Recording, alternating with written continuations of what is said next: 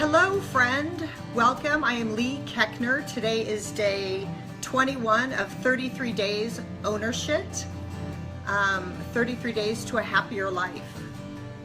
I'm so happy that you're here with me today.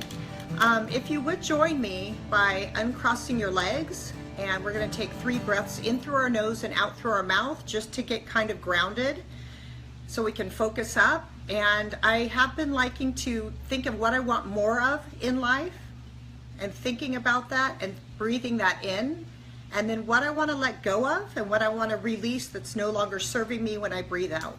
So today I'm going to bring in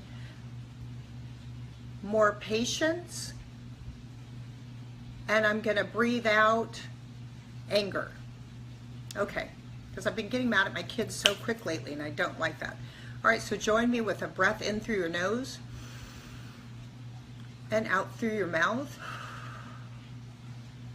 In through your nose and out through your mouth. In through your nose and out through your mouth. Today we're talking about a concept when I do workshops that I teach, and it's called put yourself first, put your relationship second, and put your children third. And every time, this one's kind of geared, hold on. Margot, I'm shooting a video. My son and Margot and Charlie are having a wrestling match in the family room. So put yourself first, your children second, your relationship second, and your marriage third. And if you don't have children and you're in a relationship, you can put it there, and then you can put your work or something else. Hi, Charlie. You can put your work or something else after that. So you can fill in what your life is. When I wrote this, it was kind of geared towards mothers, but if you don't have kids, fill the other 2 spots in with your relationship and your work or whatever, your family, whatever feels right for you with this information. You're here for your journey, not your spouse's journey, not your children's journey. So parenting or being a mother is about loving and guiding your child, not losing yourself to your child. Kids are in your home for a very short time. They will live the majority of their life outside of your home. So love them and guide them, but don't lose yourself in them. And this goes, like I said, for work, kids, family, everything. I've heard people say, my kids are my life. No, actually, you are your life. Your life is yours, their life is theirs, and it's very separate, although that our hearts are connected and all of that, but they are here for their path and you are here for your path. And I think it's so cool to imagine yourself literally walking on a path, and when kids are in your house, they all are on their own path too, and it's crisscrossing in front of your treadmill, and you're going under and over, and you're walking together with them, watching them go faster and grow bigger, but they're not walking on your path. And the second you jump off of your path to become something other than you're here to become, which is a fully realized human being using the gifts that God has given you, as soon as you focus more on them, you're off center. And also, my kids are my everything. What? Saying my kids are my everything is too much pressure to put on them. They've got enough navigating life and figuring out who they are rather than us putting our stuff on them. Now they have to carry you as their everything and try and trudge forward and figure themselves out. Another thing that I've heard parents say is, oh, I can't do that. And my husband does this a lot too, which kind of makes me giggle. Can't do that. I got 5 kids. I got 5 kids. Or somebody will go, hey, Dave, you want to go Bubba? He's like, I got 5 kids. But I'm like, honey, I got 5 kids and I'm out a lot. You still can live life. Even though you have a bunch of kids, you still can show up and have fun and engage and interact and live life fully with kids. You just have to learn how to schedule it. I wrote this down because it made me giggle when I think about that. Sorry, I can't show up for my life because I have other people living in my home. Think about all the times that you use your kids as an excuse not to live your life or not to show up for life.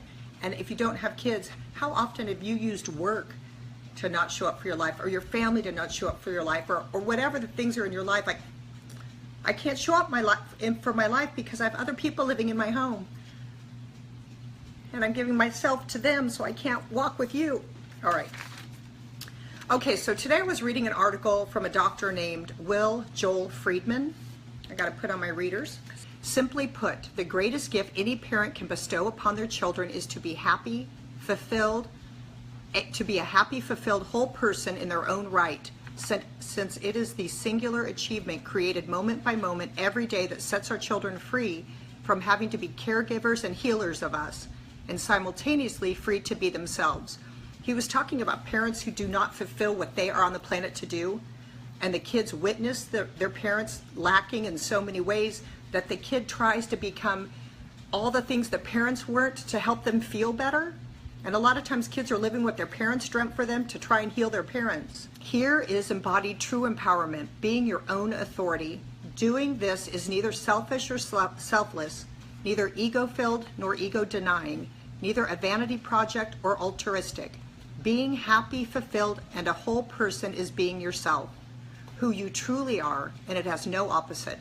Inhabiting a natural happiness, wholeness, and fulfillment as a human being is the greatest blessing anyone can live and model, since it serves as the most powerful inspiration for everyone who knows you to do the very same in their lives, given directly seeing that it is possible, and all the sweet, bountiful fruits that issue forth from being of this way. I'm almost done reading him, but I like this part too. How remarkable, inspiring, and empowering to be the living example of one who has come to know, value, and bring into full creative expression who they truly are, their true self. Many parents would do anything for their children. Clearly, children would do anything for their parents. How authentically happy, fulfilled, and whole can you stand for your life to be, especially given the depthness, sustaining impact, and impact it will undeniably have upon your children. Your life is the living answer to the greatest gift you can bestow upon your children. Oh, I love that. Carl Jung said, nothing affects the environment of a child so much as the unlived life of a parent. So often we're taught if you give everything to your child, if you sacrifice, if you work hard, if you make the best dinners, if you sew the best, if their costumes are ready, if they have the best outfits, if they're at every event, if they're everything, and you run yourself ragged and you give all of yourself, then your kids will be happy. That makes me tired even thinking about it. How are you showing up for yourself? Post it here. How are you showing up for yourself? And what can you do if you're not fully full? I think yes, by taking care of yourself first, you are showing your kids how important it is to take care of themselves. You are on your journey. When you are happy and doing what you love, you teach your children to do the same. When you put yourself first, you feel good and you can do good. When you are happy, your home is happy. So I would love for you guys to post here what you're doing for yourself. Do you feel fired up? I think that we can fill ourselves with so much love that it can bubble out onto those around us. It takes a village, and I'm learning that it does take a village.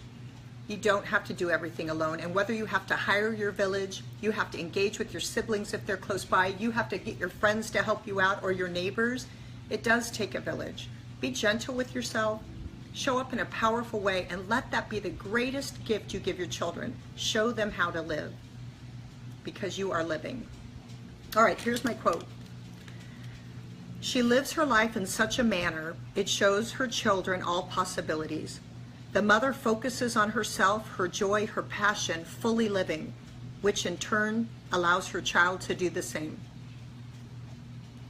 Let's shake off that guilt stuff and realize that we're here for ourselves and our evolution and our soul's journey, and connecting with other people and filling ourselves up with so much love that we can bubble it out around our children. Fill yourselves up. All right. God, we are grateful for children. We're grateful for families. We're grateful for work that pull us, but allow us to remember to come back to ourselves. Let us fill ourselves up with so much love that it can bubble on to those around us. Amen. Thank you guys so much for joining me on day 21. I will see you tomorrow, day 22.